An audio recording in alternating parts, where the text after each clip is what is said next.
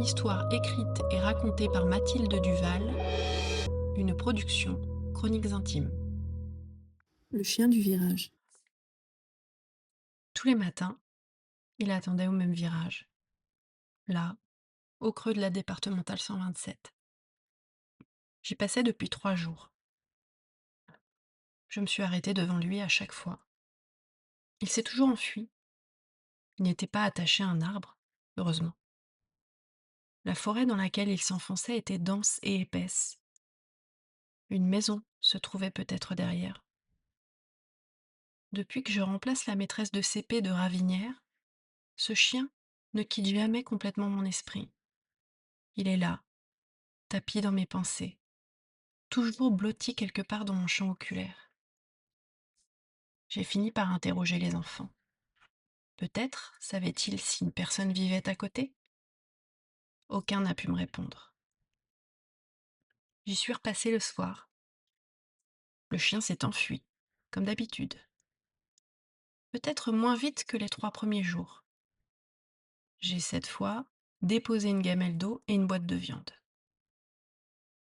Le lendemain matin, il était là. L'eau était bue et la boîte disparue. Je comprenais ce qu'il me restait à faire le soir même. Ce matin-là, un enfant m'a parlé. Ses parents connaissaient le chien. Ils le voyaient depuis des mois, tous les jours, planté à cet endroit, sans savoir pourquoi. Personne n'habite le bois. Ils ont bien essayé de s'arrêter, mais le chien s'est enfui à chaque fois. Ils ont renoncé. Ils savent juste qu'il regarde les voitures passer et qu'il va se coucher plus loin, la nuit venue. Il doit appartenir au monstre qui vit dans la forêt, madame, ou à la sorcière. C'est un chien maléfique, selon Marianne. Et si ce n'était pas plutôt un pauvre chien abandonné, les enfants? À mon retour, après ma journée, au lieu de se volatiliser instantanément comme d'habitude, il s'est tourné vers moi.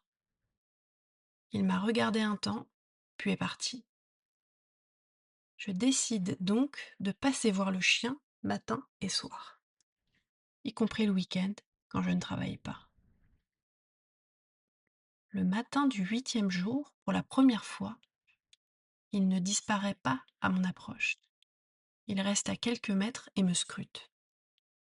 Je lui parle doucement, puis rentre. Les enfants s'inquiètent pour lui. Je les rassure. Il a à manger et à boire. Il a de moins en moins peur de moi. Vous ne croyez pas qu'il attend son maître, madame? Peut-être, Bastien, peut-être. Puis, le soir du 10e jour, le chien n'est plus qu'à 2 mètres. Je lui parle toujours avec douceur. Je me dis que je ne vais pas tarder à pouvoir le caresser. Le chien se lève et s'enfonce dans la forêt. Mais cette fois, il s'arrête au bout de 2 mètres. Il me lorgne, debout, la tête braquée vers moi, le regard décidé. Je m'approche. Il refait 1 mètre, se retourne, me fixe à nouveau, comme s'il voulait que je le suive. J'hésite, puis je le fais. Je ne peux pas le laisser, plus maintenant. Silence. Nos pas craquent dans le sous-bois. Le sillon a été creusé par les nombreux allers-retours du chien. J'enjambe des troncs couchés au sol, me contorsionne pour éviter des branches et des ronces, esquive de justesse une grosse toile d'araignée. Mon cœur bat, mes genoux tremblent. Le chien avance. Il connaît parfaitement le chemin. Nous nous enfonçons de plus en plus loin, de plus en plus profondément. J'ignore où nous sommes. Le vertige s'installe. Je sais encore moins où nous allons. Des gouttes de frayeur trempent mon t-shirt tout le long de ma colonne. Je n'ai même pas pensé à prendre mon téléphone. Personne ne se doute d'où je suis. Nous débouchons finalement sur une clairière, déserte, enfin, Un dépotoir, plus qu'une clairière. Une puanteur rance et âcre brûle mes narines. Des odeurs de plastique chauffé et de nourriture putride s'entremêlent. Une caravane branlante s'écroule au milieu de vieux meubles. Les vitres sont toutes cassées. Tout semble abandonné. À part, dans l'entrebâillement de la porte, un chaton, puis un deuxième. Il me regarde fixement, sans remuer un cil. Un autre chien, situé dans l'ombre, sous la caravane, ouvre de grands yeux blancs vers moi. C'est comme ça que je l'aperçois. Il ne bouge pas. 4 autres, derrière lui, prennent la fuite. Le premier est sans doute trop affaibli pour tenter de s'échapper. Ses flancs se soulèvent à peine. Je m'annonce. Rien. Si ce n'est 2 chiots. Ils galopent à mon approche. Mon guide va lécher affectueusement le nez du vieux pépère immobile. Il le nettoie ou le rassure.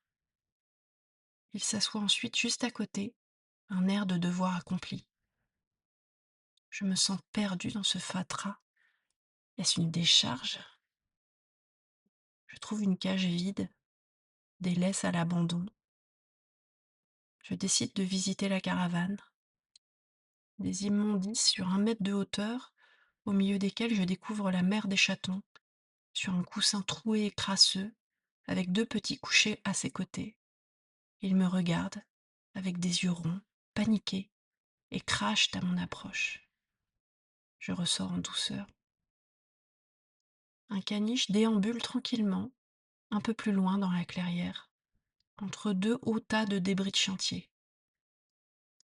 Puis, je les vois. Toutes mes boîtes de nourriture, vides, léchées jusqu'au tréfonds, au milieu de cartons Amazon et de nombreux sacs de croquettes éventrés. J'écrase une larme sur ma joue. Je m'approche de lui et lui dis avec douceur, certaine d'être comprise: Je vais prendre le relais, vieux chien, ne t'inquiète pas.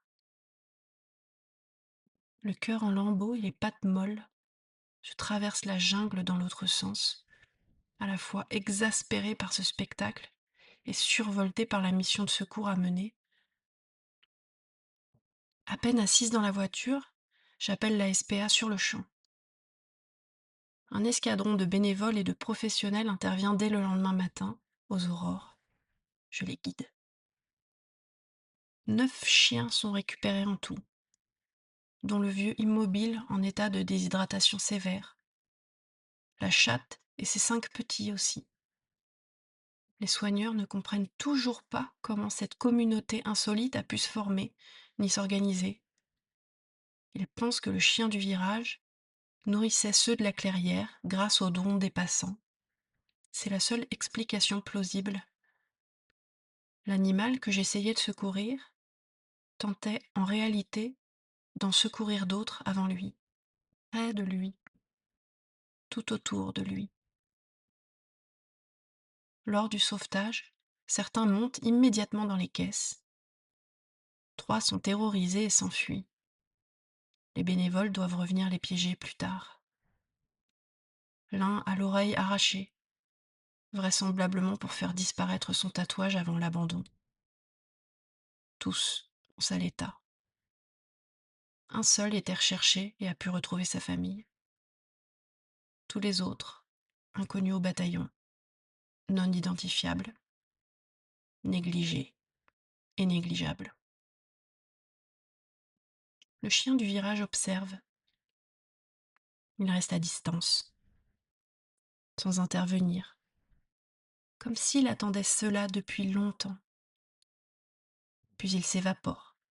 Je l'appelle, je fouille en vain. Envolé. Je rentre défaite. Celui pour lequel j'ai fait tout ça n'a même pas été secouru. Le désespoir m'envahit. Le lendemain matin, je vais au virage. Vide. Pas de chien. Je me fais un sang d'encre. Les enfants me demandent de ses nouvelles. Ils s'inquiètent. Ils le surnomment le héros des chiens, le prince de la forêt, le protecteur des abandonnés. Ils décident de l'appeler Balto, comme dans le dessin animé où le héros Yuski doit transporter des médicaments pour sauver un village. Alexis en a l'idée. C'est d'accord. Deuxième matin, virage toujours vide. Les enfants viennent m'interroger dans la cour, avant même que la cloche sonne. Ai-je vu Balto? Alexis et Amélie pleurent. Ils pensent qu'il a accompli sa mission et qu'il est mort. Mes sanglots ne demandent qu'à se mêler aux leurs, mais je les retiens. Je continue, malgré tout, de déposer mes boîtes de nourriture dans le virage. Tant pis si elles restent vides. Les jours passent, les enfants ne me questionnent plus. J'ai arrêté de déposer des boîtes. Et puis un matin, j'ouvre ma porte. Un carton plat par terre, qui bouge, dont la queue remue doucement. Il est là, endormi, paisible. Il relève simplement la tête, les yeux confiants, puis la repose. Il sommeille si profondément que pour la première fois, il ne se lève pas en me voyant. Je lui déposais une boîte chaque soir. Maintenant, c'est lui qui se dépose devant chez moi. Depuis, le virage est vide. Balto dort sur son coussin. Il n'attend plus les voitures. Merci d'avoir écouté une nouvelle histoire des Chroniques intimes. Je suis Mathilde Duval. Chaque mercredi, je te raconte une nouvelle histoire inspirée du réel. Si tu aimes les mystères qui révèlent quelque chose de profondément humain, mes romans t'attendent sur le site chroniqueintime.com. À très bientôt.